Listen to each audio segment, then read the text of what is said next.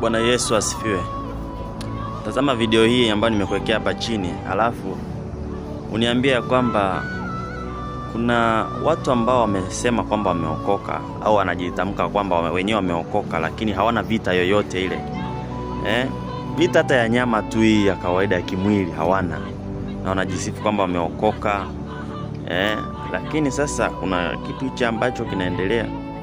Kuna huyu hapa anajifanya kwamba anazuia injili isisonge mbele, anazuia watu wasihubiri injili.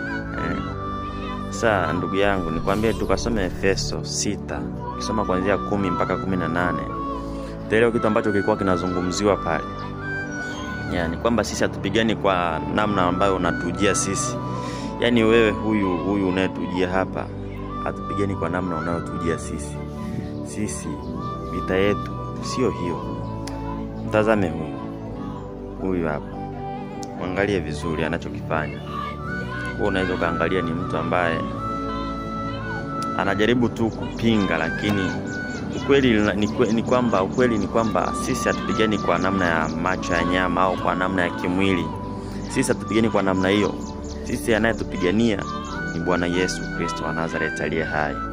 Kwa hata ukitujia kwa mapanga na marungu, hayo sio ajabu, lakini huwezi ukatushinda.